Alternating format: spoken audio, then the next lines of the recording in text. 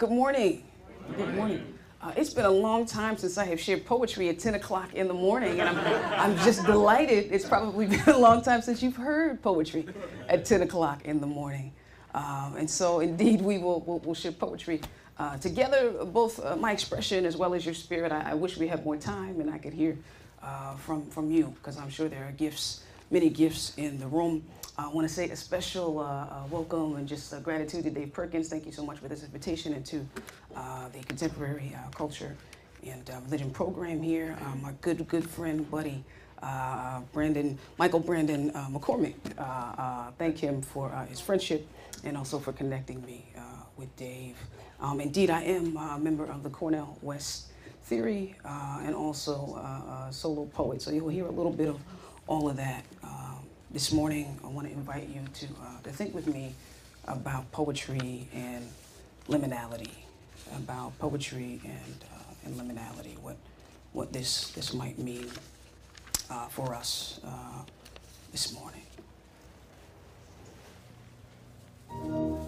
Oh my.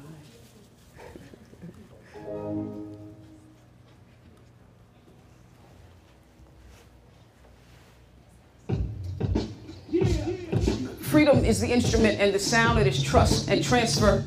Like water and resistance, a circus of form. It is envy's cousin sleeping on a mattress of equal twigs and giant decisions, experiencing insomnia, restless for rhythm, blues, and limits. Like Adam's tree, Dylan's middle finger, Adonis and Aphrodite, James Baldwin's eyes, our collective symphony. Confessions of a free woman. Freedom is the scarecrow for would-be screamers who acknowledge what they should feel and silence abnormal interior decor, always under arrest. Breath by breath, they are well-meaning farmers with skills not fit for concrete and harvests not fit for trading and longing too deep to be low-key. Not like me, no. When I need to, I just raise my voice and I say, freedom, you will not misrepresent yourself to me today. No, today there will be no conversation between destination and journey. Today, freedom, you will follow the leader. You will listen to me. I kept grasping at freedom, and yet freedom grasps me, always wanting to go steady and then faster, anxious for all the great men and women have fought for. I wanted to go steady towards freedom with my Bluetooth cell phone in tow. Walk nice and steady, preset music stations, patient and steady, nice job car, matching shirts for me and my lover, steady. War is for abstract tourists. Tourists need passports. They are not free. Our movements are steady, upwardly mobile, legal, faster and steady. Dick Cheney, impatient and steady. Freedom is the enemy of terror, he tells me. Bleeding heart, left, right, impatient and ready. This museum looks like a prison. But steady, I have known this fleeting feeling. Move intimately, patiently towards it. Like Goodman and Cheney, gracefully ready on the freedom bus. Eleanor Roosevelt repairing the sickness of the social order. Steady. Gershwin score, steady. Nina Simone folk, classically inventive, free. Ridden the train of feeling free with passion beyond pleasure, knowing beyond description. I fell in love and out of love, Guantanamo, imprisoned and free, 21st century American bankruptcy, free. Talking heads, once in a lifetime, and I have asked myself, how did I get here? Divorce, no drama, unimpeachably, self-evidently, messy, and free. Freedom is the instrument and the sound, like water and resistance. It is trust and transfer, a circus of form. It is envy's cousin, sleeping on a mattress of equal twigs and giant decisions, experiencing insomnia. It is restless for rhythm, blues, and limits. Like Adam's tree, Dylan's middle finger, James Baldwin's eyes. Adonis and Aphrodite, it is our collective symphony. But I need you. Won't you help me restructure my innuendos? Won't you help me carry this truth we hold to be self-evident? The thing is, I don't want to be free alone. Won't you help me carry this truth we hold to be self-evident, because I don't want to be free alone.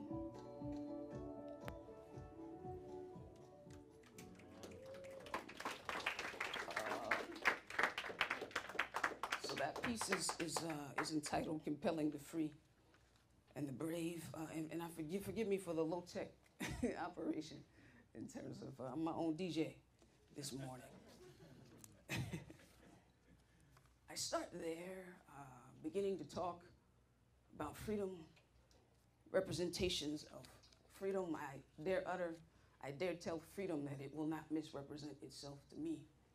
Today, I declare such boldness and such agency. Alexis de Tocqueville, that great observer of democracy, yet engaged poetry. And it is interesting to me that de Tocqueville said there is nothing conceivable so petty, so insipid, so crowded with petty interests, so anti-poetic as the life of the United States of America. American poetry reaches for truth not through historical figures, not through heroes or legends, does not engage devils or angels, but it concentrates only on the individual soul. De Tocqueville himself thought there was some link. There was some, and poetry was an interpretive lens. He apparently was not acquainted with the Cornel West Theory or with Yvonne Gilmore. I submit that he miscalculated some things in terms of the relationship of culture and religion. He miscalculated some things about America, though so many of his projections were dead on. They were dead on. I invite you to think with me and submit that the lens through which I engage poetry and which I am thinking about it is not merely an academic lens.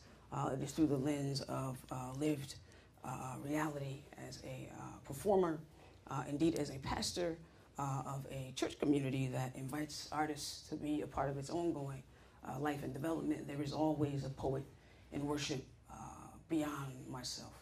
I constantly encourage my congregation pastorally. I always say that it is dangerous to read alone, and so we do not read the biblical text alone, nor do we listen. We are not hearers that hear and interpret alone, because it is dangerous.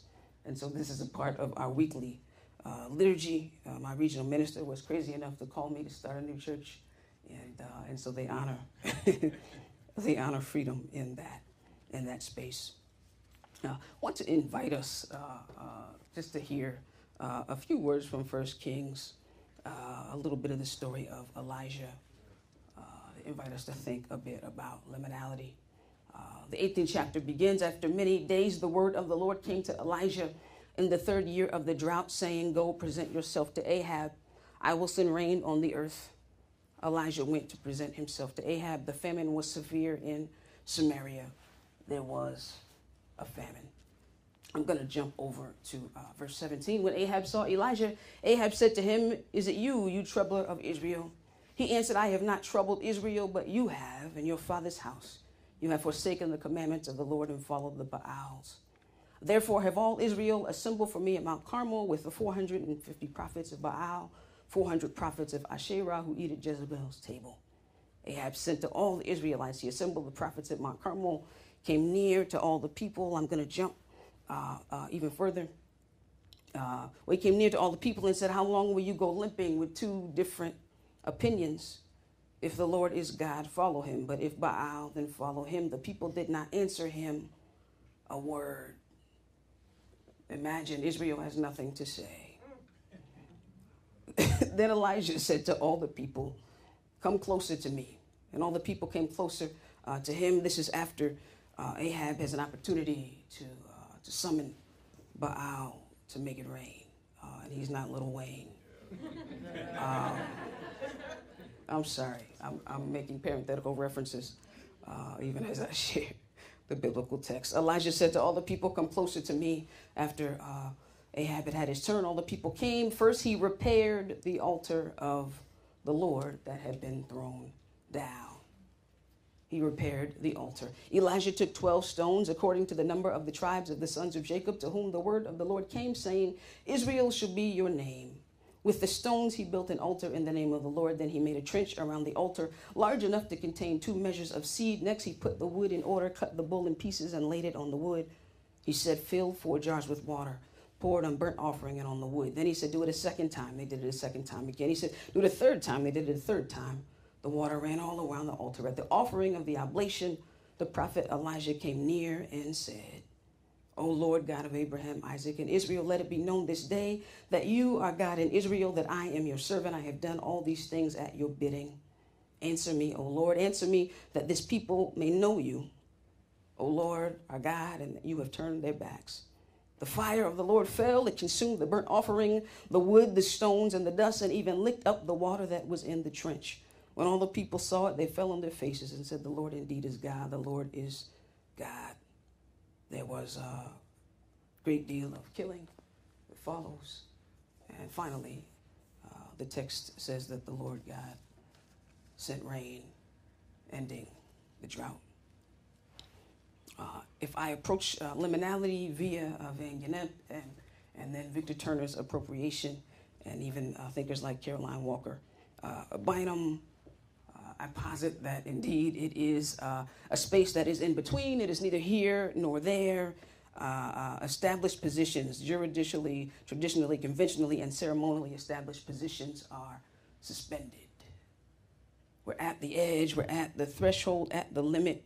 It is a moment of suspension of normal rules and roles, a crossing of boundaries, a violation of norms that enables us to understand those norms. A violation of norms that enables us to understand them and then to either incorporate or reject them. Victor Turner said that for the industrialized world, liminality is only a metaphor. It's only really a metaphor. I challenge Victor Turner without presenting a long missive on such things that perhaps it is not merely a metaphor. I lift up this text from 1 Kings. There are concrete existential needs. There was a drought. There was a prophetic agenda in peril. And then there was a state, a national body in peril. And here we see them. This is not merely a showdown between deities. The people needed rain. They enact ideas about prophetic legitimacy. They enact alternative rituals. Baal, the ritual, the dancing and the flogging. The people are wondering, how can we make him hear us? How can we make him hear us? And then we see Elijah employs symbolic recollection. He recalls his culture. He recalls the symbols of his people. Indeed, he dares to utter his voice and to pray when the people are silent. It is symbolic recollection. It is holy utterance that seems to provoke the deity to move. Does he engage in symbolic recollection because he cannot remember? Is it a failure of memory? Is his creativity come out of a failure of memory? No, I submit that via this notion of liminality, that Elijah constructed an altar so that it could be destroyed. Indeed, we see them construct this whole thing. And rain is not the initial reaction. It's not what's caused, provoked by it, but the very altar that they construct via words, via symbol, is destroyed. And they are in awe of God via that destruction. In poetry, I believe and try to go about the task as a preacher, as a poet, as an artist, of indeed engaging collective memory, of helping people to construct altars, confident that as they construct them and those very altars are deconstructed, that's where the divine is encountered in us and in each other. That in fact, in that space, Ceremonial convention was out the window there for Elijah. We don't see him go and reference a blueprint for some previous altar. The creative essence comes out of him and it's enacted. The people are silent and he yet dares to speak. He yet dares to speak. He comes to this place via concrete historical realities. It won't rain. People can't eat. They don't have what they need. I've been moved so many times being in poetry houses, hearing young women, black, white, Hispanic, Asian, talk about the absence of their fathers and what that meant. 16-year-olds, 17-year-olds, struck at hilarious poems about Jehovah's Witnesses coming to knock on doors. and what ingenuity, what creativity is stirred. Amazed at the growth of my own church in terms of poets coming who say, I do not know any other way to pray. This is the only way that I know to pray. And then people who've never seen poetry sort of performed, shared, uttered in public, changed, stunned, transformed. I am interested in this topic, not for the same reasons that sort of the theopoetics movement, we see folks, trying to sort of champion approach to theology through theopoetics. They are sort of fascinated and invite us to sort of put down, the apparatus of systematic theology, the apparatus of hermeneutics, and just to look at the irreducible manifoldness of aesthetics, of ontological aesthetics, to look at the gift of manifoldness. And in as much as I can appreciate those things conceptually, the entrance to poetry, the entrance to utterance that yet gauges the divine, my experience, and where I see people engage it, is not as a sort of theological construct, is not as a philosophical construct, but it is via the existential realities of life. Cornel West Theory, our first record. If you've ever been privileged to hear these strange things we put together, then you'll know that the second room was basically a dystopia on empire, that we put it together near the end of the Bush presidency and the beginning of the Obama presidency. We took a picture in front of the Supreme Court and begin to engage what it means to be a fallen empire. I want to invite you to jump back with me into poetry for just a minute. So we're going to play a little music, and I'm going to share a piece. It's entitled "Keep Me Hanging On." Oh, it's so high tech.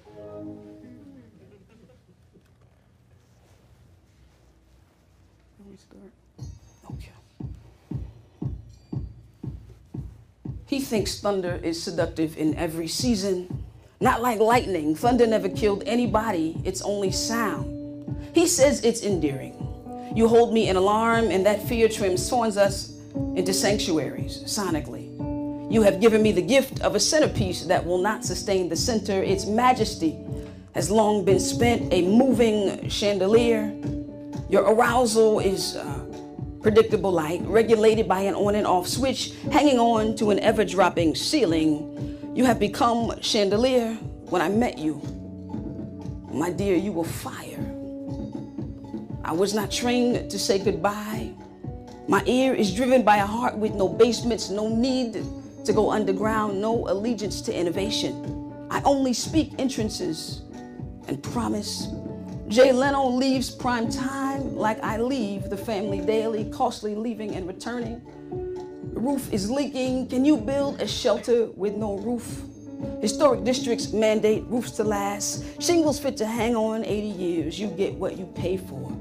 The best building materials are not found in the junkyard. I promised myself that kind of a roof. That's why I just can't believe it's raining. My senses are flooded by uncommitted audio signals, like a poet seeking salvation in her own words, as if your words are fully you, as if you are more than just present in pretense. Just because you call yourself the Wu-Tang Clan does not make you Asian. Beatbox in loose fits. It don't matter what they call you, it's what you answer to.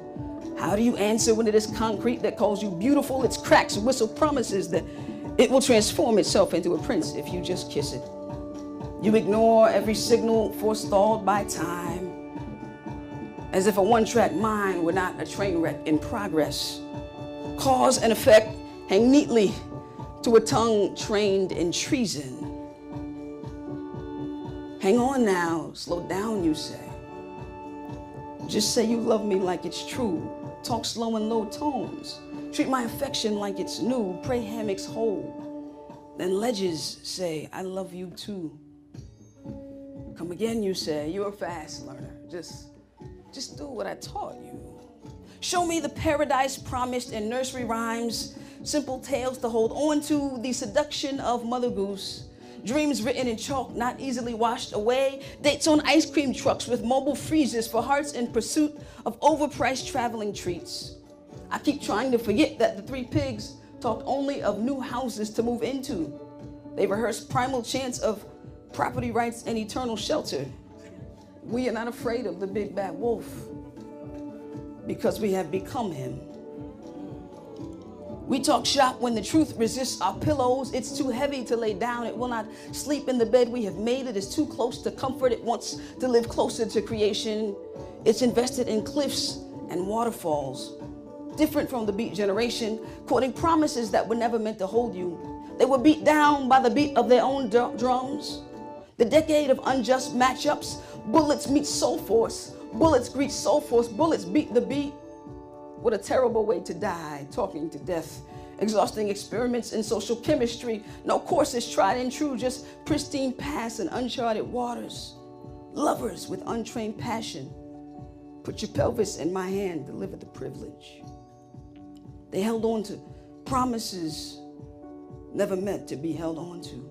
New rhymers think they live on ledges. They are easily seduced by danger. Line dancing, linear leading. 10 feet from the ground, they only look at in glimpses, trying to understand why Adam is not eager to eat more apples to recover the high of the first fall. If it feels this good, damn, let's eat again, baby. If the Rolling Stones can sing the same songs for 50 years, why can't we all find a lucrative holding pattern?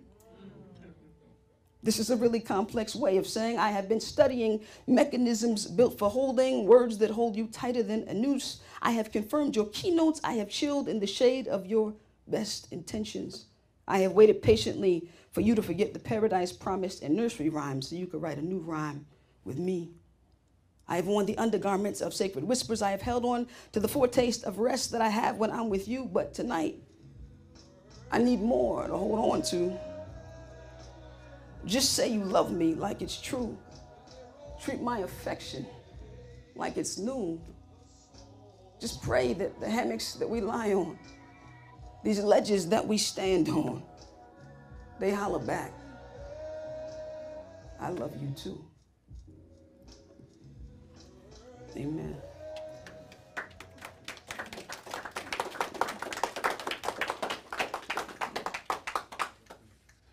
So this is a piece, or that piece, Keep Me Hanging On. I usually introduce it by saying, let's all clap for a long-term relationship. And people clap about as loud as you guys just did. And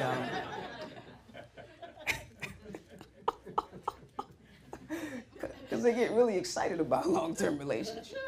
Yeah. Which says something to me, which says a lot to me. So Aristotle, which is where we get the word poetry, he understood it to mean making. It was a part of his metaphysical understanding of reality and things in the world.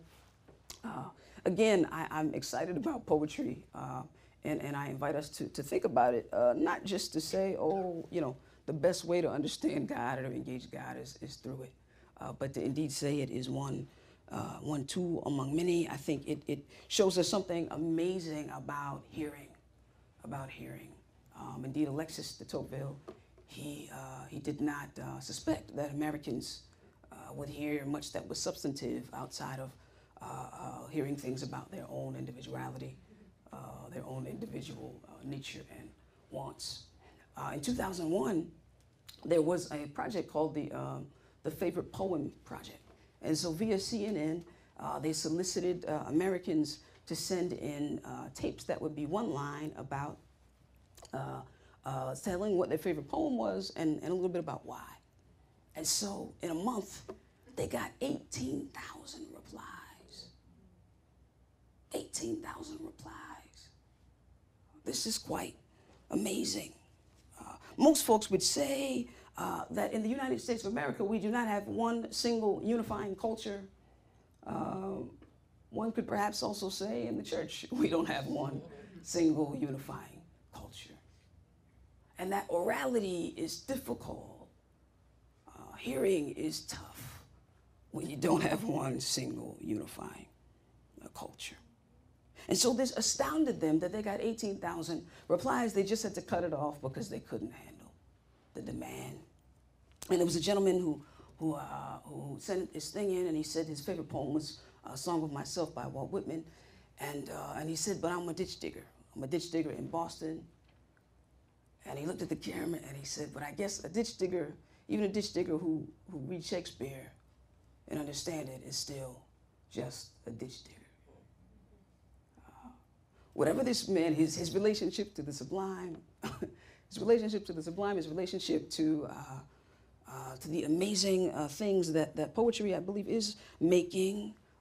It is this sort of magical, mystical relationship to reality, whether you understand it as mimesis and representation, or you understand it in some ways as imitation, or you understand it as a wholly other text itself. It does not change identity, or at least it did not for him, at least in his mind. I would say a ditch digger that reads Shakespeare is a ditch digger that reads Shakespeare. You're no less reduced, nor you perhaps are transformed by it. But in my recollection, it would mean that you're an amazing ditch digger. What an amazing ditch that you're digging, the things that you're going to see as you're engaged in that, all that you're enacting as someone who engages that form, that kind of hearing, engages that kind of speech, where you will yet violate via speech the system that perhaps you feel like relegates you to being a ditch digger.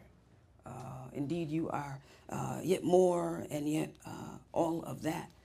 I read the piece that I just wrote before, and I talk a little, and I invited us to think a little bit about poetry and what it means in our context for Americans, because I think so much art in the church at times attempts to imitate does not come from folks' own voice. And the fact of the matter is, I think that imitation is suicide. Imitation is suicide, that indeed we are called to use and to find our own voice, just as Elijah did, just as every great artist does, that our formation must honestly engage religion, it must honestly engage culture. We are signs, we are icons, not idols.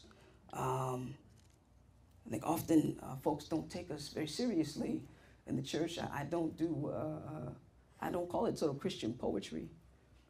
And what I do with the Cornel West Theory, I don't sort of call it Christian rap. I am a Christian, but I would say so much of the field of folks who sort of do it as such. There's no, conversation with who they are sort of authentically with their own voice. And so merely sort of adopting the forms of the wider culture, or even adopting forms that you understand to be sort of expressly Christian, seems a little silly to me. We start just being in conversation with caricatures of representations. And caricatures of representations, I think, just don't get you very far. I've been amazed at how folks come and they say, Pastor Yvonne, I'm excited because I can share poetry in church that doesn't have to be churchy. Whatever that means, and yet you have a sense about what that means. We are signs, we are icons, not idols. If we take ourselves too seriously, so that all of our forms have to be similar and the same. If you've ever seen a sign that is self-indulgent, that would just seem silly to me. The stop sign just is there, and it points us where we need to go. I don't really see it indulge itself. Indeed, in my lived experience, symbols give cohesion to community. They give cohesion to the process of community. I'm not thinking so much about, indeed, they function to inspire and to challenge us. But I think more than that, acknowledging that the country, and for me, that's what the album Second Rome was all about, and even our latest record, The Shape of Hip Hop to Come, in some ways is all about liminality. That indeed the hip hop community, whoever that is, whatever that means, finds itself at a place where, and I think the country, where traditions and conventions, ceremonies, law, jurisprudence, so many things in question. The country has found itself in an identity crisis, and indeed we've been there before. And those are moments that give me great hope. Those are moments to me of profound promise. I always say, if you're going to be a Christian at church, when folks join, I always say, then you're going to have several identity crises, and know that you're healthy because you are having them. You're having them. Your altars will hopefully be damaged. I forgot that I was with Divinity School students.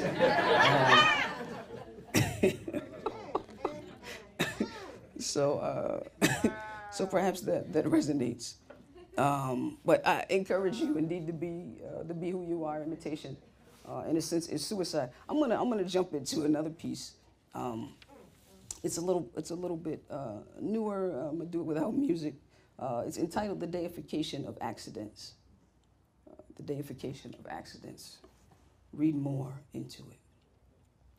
Read more into it. If you paint by number, does that make you an artist?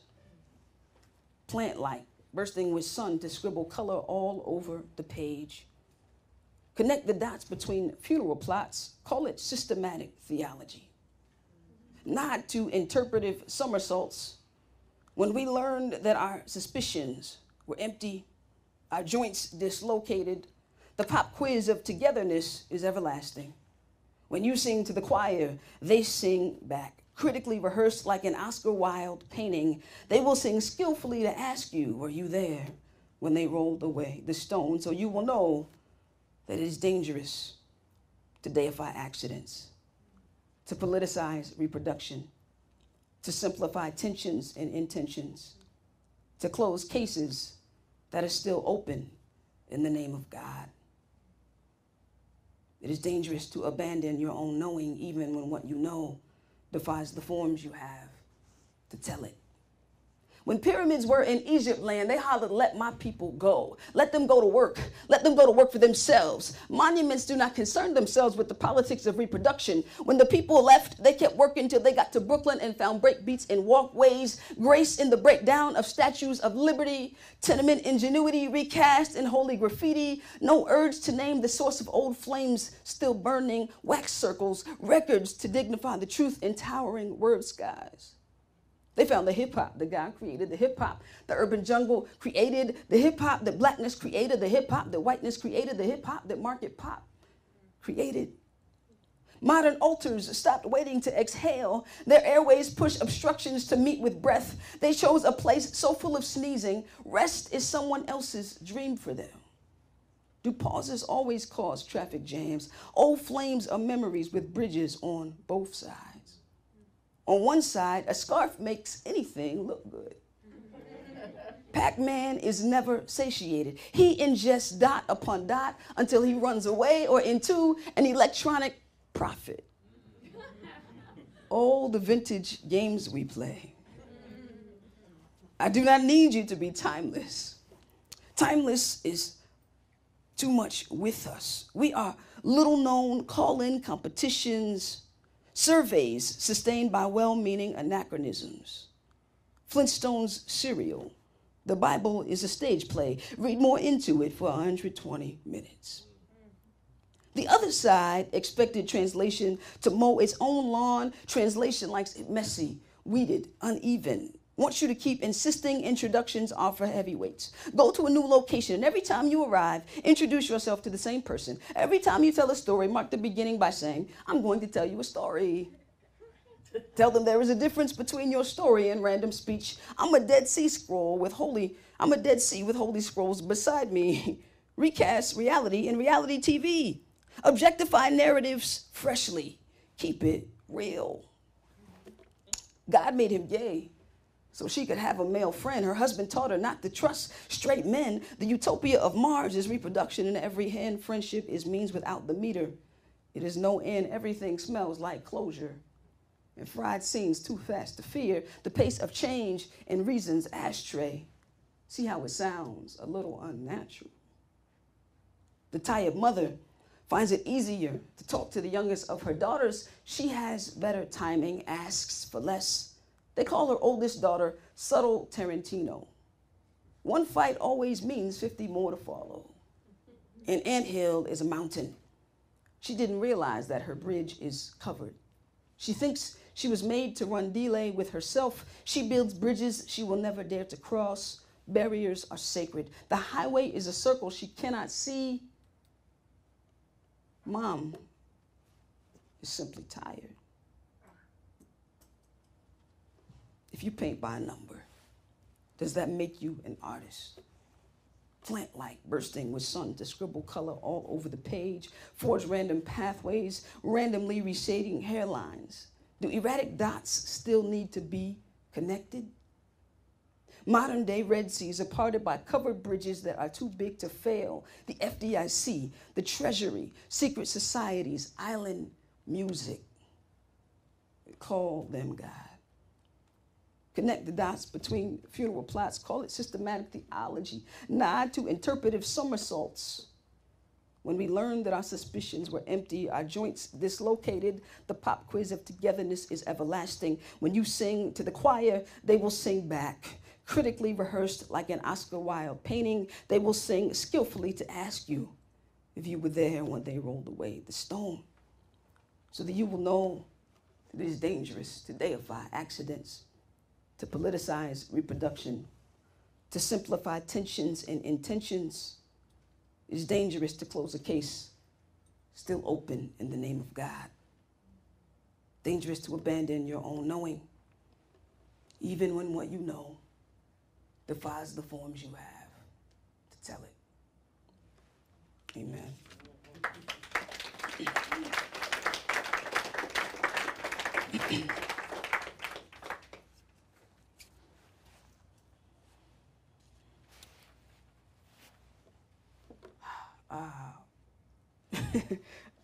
That piece is about many things. It's about many things.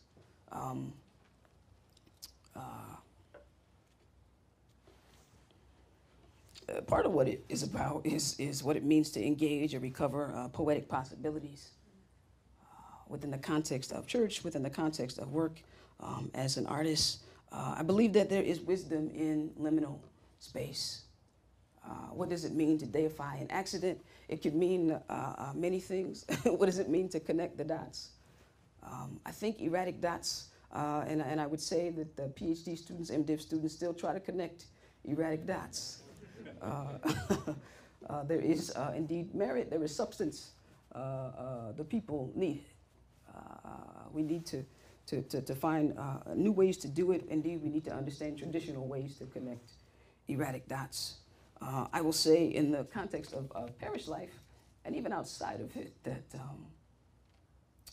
training folk to identify erratic dots, empowering them indeed with language to describe it, is such critically wonderful, powerfully important work. Poetry enables people to understand that they indeed are not alone, even sometimes when their quests for knowing, their quest for certainty, they find are not, they don't end in the places that they thought they would end. They need to be reminded, and poetry helps us to do that. It helps us, it gives us some other mechanisms to understand hearing. It helps people to understand how to hear. There are amazing books, even in pastoral care, to give couples things like, you know, the 5 love languages. I remember I told a couple to go to the library to get this book, and they were number 38 on hold on the waiting list at the library. So I appreciate these kinds of texts, and yet there are other ways to enable people. There are other ways to encourage formation, spiritual formation. And I would assert that poetry is one of those ways. I would assert that ontological imagination is not just the thing of sort of sacred texts, but ontological imagination is something that we practice. Like resurrection. I love Wendell Berry's piece on practicing resurrection in the Mad Farmer Liberation Front poem. People gain a greater understanding of what that means when you invite them indeed to engage the metaphors, not only that they're in conversation with, that they sort of grasp at, but the metaphors indeed that grasps them. Religion continues to be something, to be a force that that grasps us, and it's a process. I always am fond of saying that wellness is grounded in process. That indeed, if we are too focused on destination, if we have pretensions about where to land, if our only presentation of the biblical text is that you know, Jesus came and he knew every place he was going to get, and the ways that we talk about God don't help people to understand that liminal space is a holy and wonderful place to be, and that indeed, even in their uncertainty, God is yet destroying and repairing altars that he did not create to be eternal. That indeed what is timeless is not your altar. It's more than that. I'm going to share this one last piece. It'll be the most churchy of the pieces that I share with you this morning. It's called Follow Me. Oh, fun. There we go.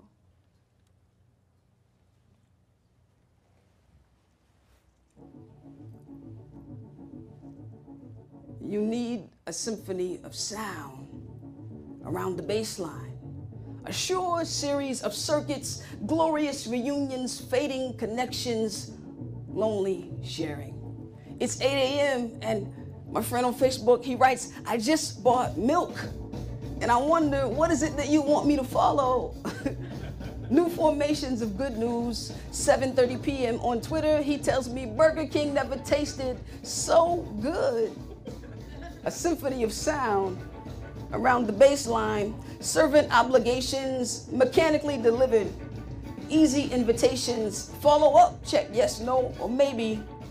Inspired by one-liner confessions, neatly phrased quandaries, and witty preachers. If Jesus is the answer, what are the questions? If Jesus paid it all, what kind of currency did he use? Look for truth at all costs. I ingest one-liner leadership like a car with no brakes, as if I need brakes to follow. Shifting speeds, casual evasions, red lights. I see signals that cannot be ignored. I'm looking for directions to the banquet. You say come as you are to the church, but to the banquet, you must come prepared. This is a complex invitation. Where is the symphony of sound around the bass line? I was lost in my looking, lost in an appetite for consumption. I was lost in grace, earned favor. You found me lost in grace. Is it possible? Can you get lost in grace? Can you get lost translating symphonies of sound?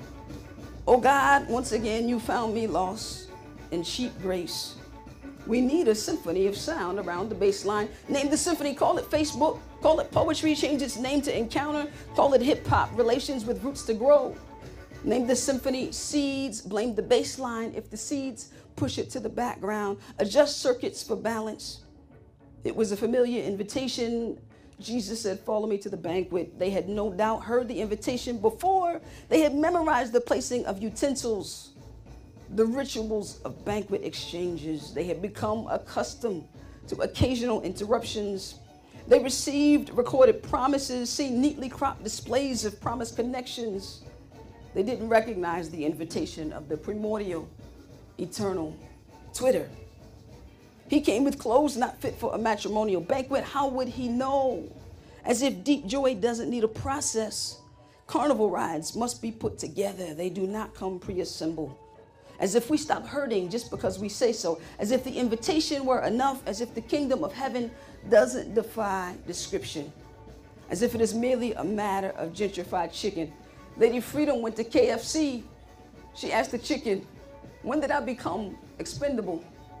And the chicken answered, right after they changed the packaging. You may change the packaging, but you cannot change the piece. Freedom bows down at the foot of grace. It is the instrument and the sound. Luther says, blood alone moves the wheels of history. Blood must be nourished. It moves in vessels, small veins. It revives weakened flesh, supports mainframes. We need a symphony of sound around the bass line. Trinitarian audacity, oh God, we who weep now, we who are hungry now, we who bless when others curse, we come now in your name, on your credit history. A short series of circuits tutored in the existential subtleties of branding the terrible majesty of love's reign, with new tools to sing the song you sang before you ever opened your mouth, with the grace that comes beyond Eden's goodness and evils, and the feast that is claimed in faithful preparation. Wear me the clothes we inherit to follow you to the round table. We come with symphony of sound around the bass line. Amen. Amen.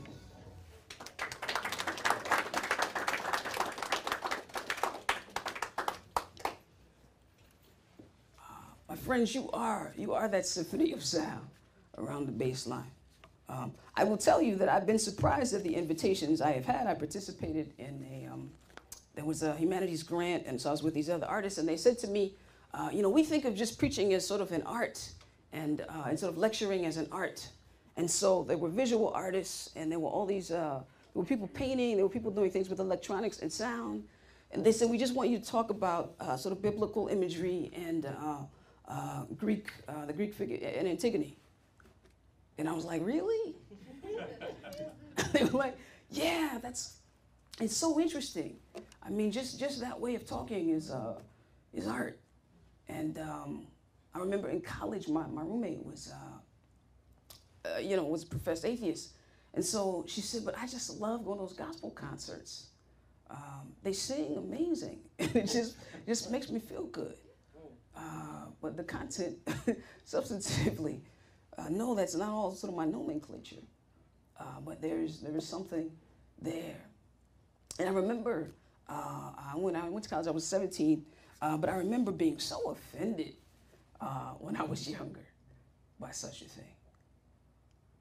And yet, the older I get, I thank God for that, because it becomes an entrance to critical conversation. Not just for me to make judgments about her speech, not just for me to make judgments about her conceptual frameworks, not just for me to make judgments about her practices. I thank God for the ways that, in some ways, she sort of destroyed my altar. I rejoice in the opportunity to destroy altars when I get to share in clubs. And I'll tell you, so none of the folks in the Cornel West Theory, one of them, Timothy Hicks, will say he's a Christian. The rest of them will say, nah, I'm not comfortable using that terminology. But they tickle me, because whenever they introduce me, they'll say, and Yvonne's a pastor, and they clap really loud.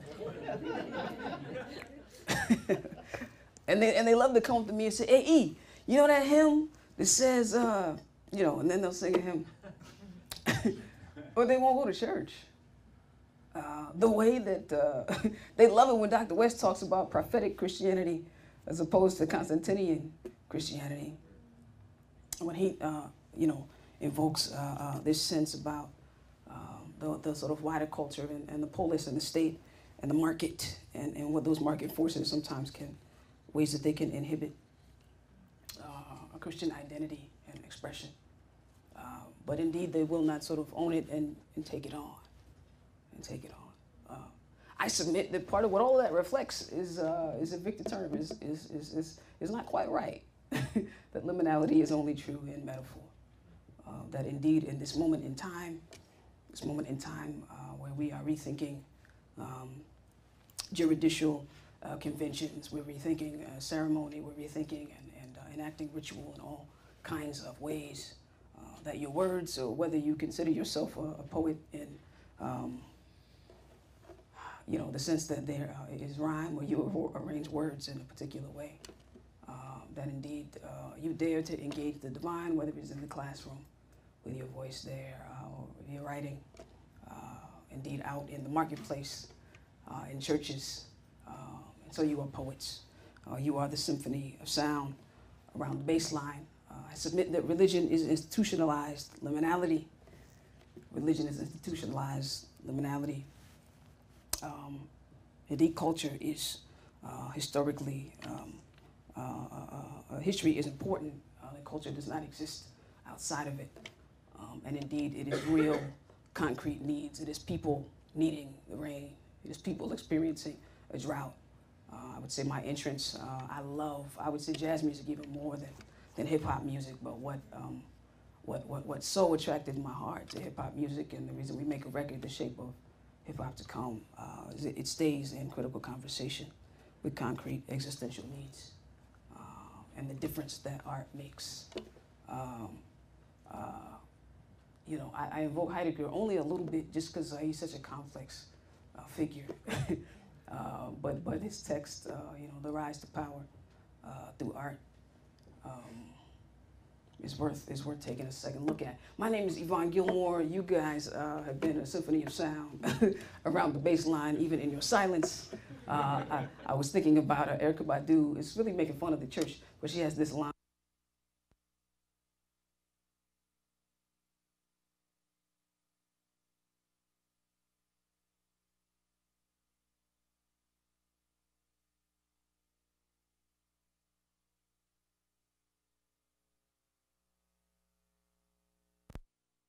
With me, if there are questions, I've been trying to sort of connect dots, hopefully not so erratically, hopefully there's been some semblance of order, but would invite you if you have some comments or questions to share. While they're formulating questions, I failed to mention that at lunchtime at 12, Yvonne has graciously agreed to stay and hang out. We're gonna be in here, we'll have drinks and some dessert. Bring your lunch, or go upstairs to the cafe and get some lunch and come back and further the conversation with that. Just between 12 and noon. Very informal. Come and go as you need to. Now the questions.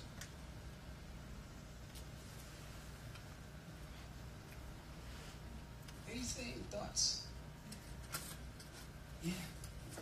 In your deification of accident, can you explain or say more about the creation of hip hop? You don't think that was an accident, do you? Absolutely not.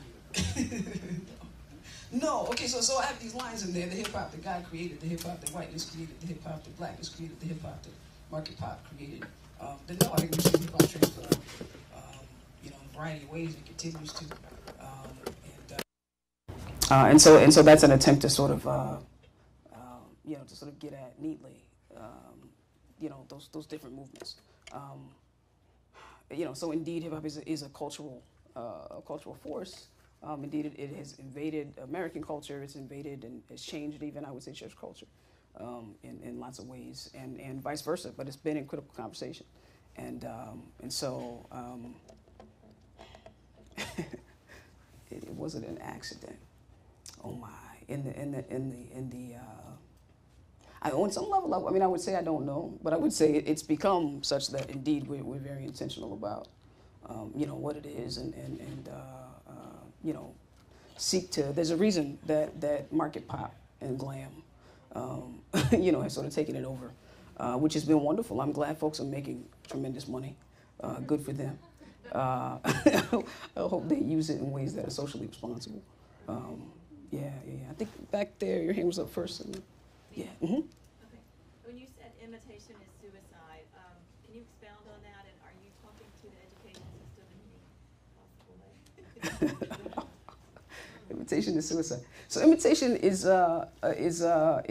profoundly significant, right? We learn to walk because our children, you know, my daughters learn to walk because they watch me walk and they imitate, you know, moving my legs.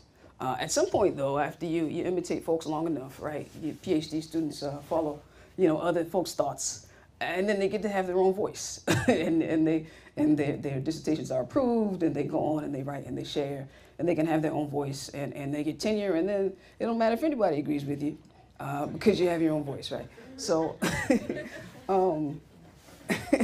so it's suicide. It's suicide, I think, when it becomes kind of a cultural mores.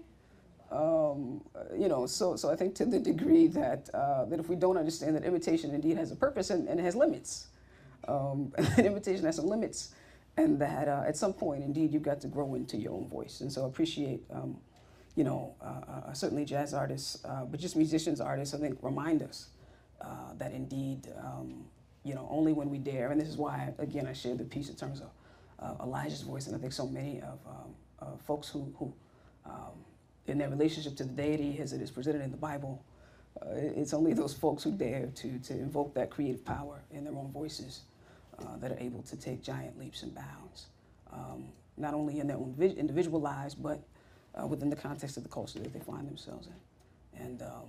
And so that's what I mean by, yeah, the imitation has an amazing formative function. Imitation helps with formation, absolutely, and yet, you know, and yet at the same time, I think liberal arts education is only going to survive if we sort of recover, you know, valuing that, I'll say, in our culture. Yeah, I think my sister had her hand up. Could you say more about your liturgy on Sundays? You talked about how poetry is present. Yeah.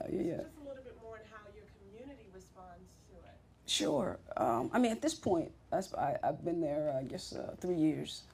So they just kind of know I'm weird, and they're and they're weird with me. No, but so we actually have a jazz trio that will do hymns, but they'll also do straight ahead jazz pieces. In fact, they did a piece by is it Silver Horse, and I was thinking that he was singing. Yeah, the Horace Silver. I'm sorry. He was singing. It was Horace Silver piece, and I was hearing a hymn the whole time the trio was playing this this song. So after they ended, I was just like, yes, I am redeemed, and they were like, Pastor, that's not a hymn. That's Horace Silver. But so anyway, they do straight ahead stuff. You know, they do things from you know, occasionally James Taylor, Jill Scott, Earth, Wind & Fire, in addition to hymns. And certainly I catch some flack from visitors occasionally. And I would say the region that called me from the East Coast, I was serving a traditional congregation in Baltimore, Maryland, and they asked me to come out and sponsor the church that they asked me to start. But I would say initially they were a little like, hey, what's all this? But anyway, so we have a jazz trio that will play sort of 2 numbers. There is, you know, choral singing. There's individual sort of song leaders who, you know, will sing Living My Life Like It's Golden, just like we sing hymns. There's always poetry, and I say, you know, it reminds us life and death is in the power of the tongue. When we get desensitized, poets help us to get back in touch and sort of regain and recover sensitivity. And I think they also transform the way we read our biblical text. And so, indeed, I just encourage them to remember that liturgy is the work of the people, and then they have to do it. And poetry is a part of that. Whenever poets come, they say to me, what can I share? I don't really have, you know. And so some of the poetry is, you know, is a little, you know, I will say mentions Jesus directly. We'll talk about it in those terms. And then, but most of it is you know, it's just whatever's on people's hearts that encourages meaningful, substantive reflection. So that's always a part of it. You know, we have a children's sermon and such, and then I preach. I actually rarely do poetry myself at church. I'll do it if one of my associate ministers preaches or something like that. But I sort of make them, they're separate moments in terms of what we, just the liturgy in terms of the order of it. I'm a part of the Christian Church Disciples of Christ, also affiliated with the United Church of Christ, and so we have communion every week. And What's the name of the church? yeah, it's a new song, sing a new song community church. Would you say poetry is present in your preaching moment also? Absolutely. I mean, yeah. I mean, and when they meet me, people will say, "Oh, Pastor, you're a poet sort of all the time," and so, hopefully, all preachers live in some sort of poetic way, in the sense that we artfully engage and interact with, being in the world. Indeed, we learn the arts of ministry, right? We learn preaching and pastoral care and sort of all these kinds of things that are not strictly science, but just involve practice. And so, yeah, definitely. Anything else? Yeah, please. How did you come to see the relationship between poetry and hip-hop music to ministry and liturgy and preaching? How did I see it? I don't know. That's an interesting question. I don't know that I ever didn't see it. I mean, just in the sense that, it just is kind of what it's who I am. it's the way that I understand and know how to be in the world. And I didn't sort of get into poetry to begin to do it publicly, though I have. I would say in college is when I started, but so that's an interesting question. I would just say I've just been me, and so and so I think everyone really does have some. On the one hand, there's a kind of myth of uniqueness. I went to an open AA meeting, and the guy was talking about maybe the 6th step. Anyway, so he says, you guys all think you're going through stuff. You ain't going through nothing anybody else ain't never been through. So throughout the myth of uniqueness. And so on the one hand, I think there is mythology about it that we sort of believe, and yet at the same time, paradoxically, we are unique. And so I just encourage folks to engage God in the ways that they do, in ways that acknowledge and honor tradition, even as a challenge. Is it, understanding that for me, in that place is where we encounter the divine in an amazing way. So liminal space has been a preoccupation of mine for many years at this point. Yeah. I mean, I will say though, in terms of actually, that by virtue of the calling to this particular church community, then I've been able to sort of play with it in ways that I did not have the authority to do.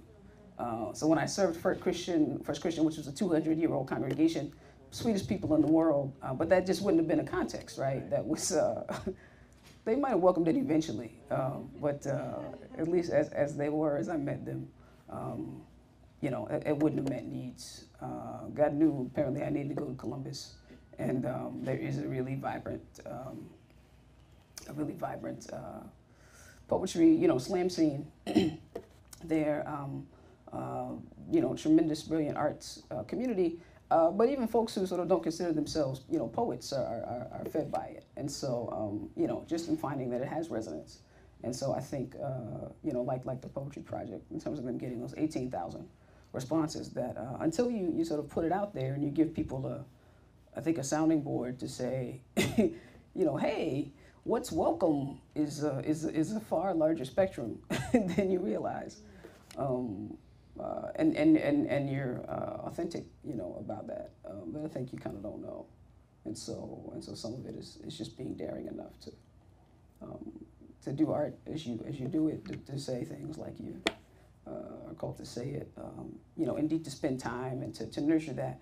I always, my aunt is a child psychologist, and she got on me because my daughters came to me and they said, I have a 7-year-old and a 12-year-old. When my 7-year-old said, Mom, I wrote you a poem, I'm a poet. And so I told her, well, no, you're not really a poet, but you did write me a poem. And now I'm like, I would never say that again. But but I just wanted them to have some sense that, that indeed we train our ears and we train our eyes And so through an acquaintance, through studying others, and through yet studying ourselves and being in kind of critical conversation, that's how we then can have the privilege of saying, so my oldest is a flute player, and she's been at it a couple of years. She's first chair, and I'm fine with her sort of saying it that way. Anyway, I didn't mean to give you anecdotes about parenting from my life. Anything else? Things, exciting things you guys are doing? Questions? We'll talk later. Yeah. I can ask this more when we gather for lunch. Yeah. But, I'm interested in a couple things. One, you're in two places at the same time, which I love. You're in the pulpit, Mm-hmm. and you're a culture maker Mm-hmm. with your performance work. I'll be interested in talking about how those two things rise and fall in your daily sense of mission, and how you know yourself in whatever role you may be in that day. And then the other thing, and maybe you could just, this is a quicker answer, maybe Okay. now's the time. But okay, you show up on Sunday morning. I'm guessing that in your church you have a degree of there's some levels of difference and readiness on the part of your parishioners in terms of living with the presence of poetry in the service. Mm-hmm. Now there are people that are ready for it and are tuned and grabbing it as they can. There are other people that it's a little dissonant for them in the context of being in church. As a poet yourself, do you struggle with your pastoral role to frame some of the poetry? In other words, do you get things on a Sunday morning that really need to be sliced and diced for the folks, or at least modulated in a way to help them understand why this is right for Sunday morning? Well, I mean, absolutely. I mean, I would say the pastor, functions as a sort of resident theologian, but I think really hopefully you're just one in a community, right, of theologians.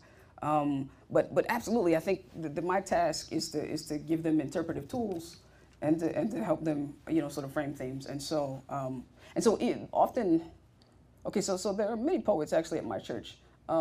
Sometimes I'll say to them, hey, would you read something? And they'll think of something. Often they'll say to me, what do you want me to read? And then I tell them what I want them to read of their work that I know. And they say to me, that one? You gonna read that one?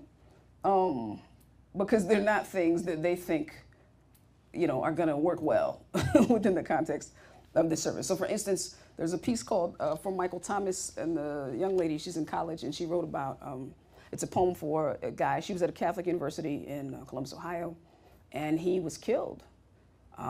Tragically, he was murdered. And after that, they mourned his death. And most of her classmates said, it's just such a shame because he was an atheist. So he went to hell. And and so she wrote this piece where she says, she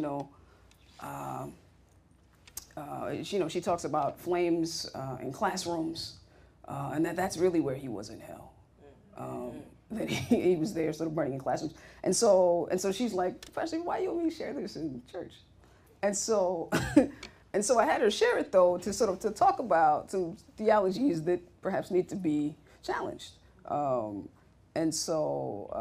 Anyway, so absolutely. I mean, I do a lot of that, and sometimes there'll be the sermon illustration, will be the poem, that I'll invite us to sort of engage those words a little more. If possible, we'll put it. And I thought about sort of putting my own words on the screen for you as I said them, but I wanted to focus a little more on just sort of hearing this morning, and so I didn't put them up. But but yeah, I think you definitely have to help people kind of come along, and that's with anything. That some folks are just audio learners. Some folks, visually things work together. Some folks indeed are still like, yeah, I know y'all get excited about that, but I just like music. And so I think indeed to help people you know, just begin to have eyes to see and ears to hear, just to be new. That the invitation is always to do that. I'm always reminding them, you know, right, that we have Bibles, but before, you know, people would sit and hear words. that's how the community received. That's how they passed on traditions, and that there's actually value in doing such a thing. So, yeah. Thank you guys so much. It's been delightful to be with you.